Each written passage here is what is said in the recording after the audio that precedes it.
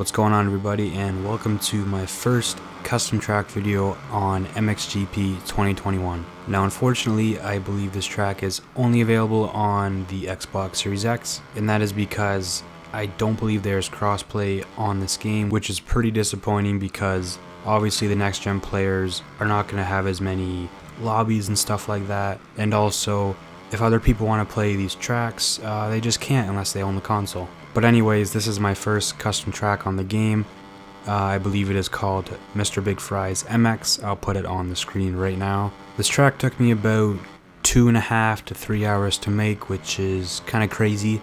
I mainly just wanted to make sure that everything worked. I didn't want the track to be too difficult, but at the same time I didn't want it to be too easy. I tried to use pretty much everything that the track editor has to offer. I didn't get all the jumps in there obviously, but I tried to make a bunch of different sections, straightaways, rollers, kind of rhythm sections I guess you could say, some big ass fucking downhill jumps. I love those in this game. Yeah, there are some big fucking booters on this track, and this may be my favorite track I've ever made on any MXGP game. I feel like I say that anytime I make a track. I think it's just my thought process improving when I design these and taking more time on them. So unfortunately, track editor is identical to last year's game, MXGP 2020, so nothing is new in it.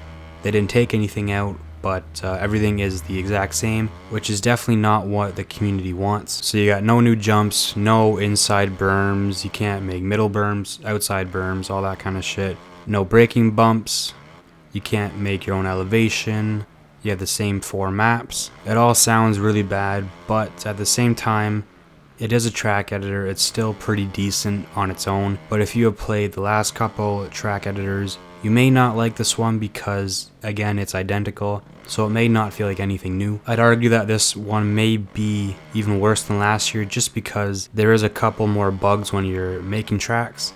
For instance, the camera will just zoom in randomly and you can't even see what you're putting down. Your camera will also glitch under the map, so again, you can't see anything, and sometimes the jumps will just get cut off and glitch out on their own. But anyways, I'll just save the rest for my review video coming out in a couple weeks or something like that.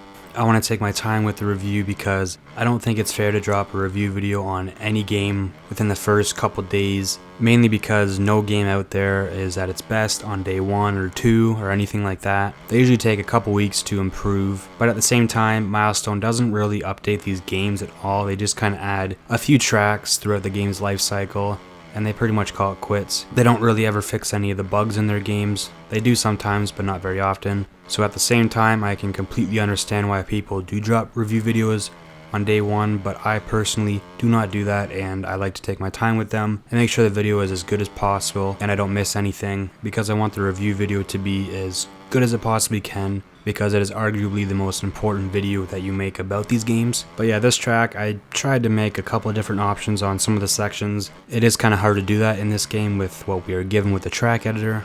I haven't raced multiplayer on this game yet or on any online tracks, so I can't say for sure how they play, but the AI obviously aren't too good on them because it is kind of hard to program them for these tracks. So if you do have the Xbox Series X and you have this game, give the track a shot, see what you think of it. But if you don't have that console, I'm sorry, but you can't play it. I had fun making the track, I enjoy it.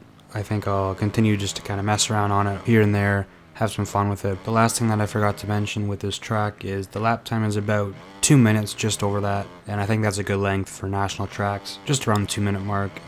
So yeah, I'll let the video play out a little bit longer just so you can see more of the track if you want to, more lines, or just more gameplay. So yeah, that's all I really have to say for this video. Hope you enjoyed, and take care.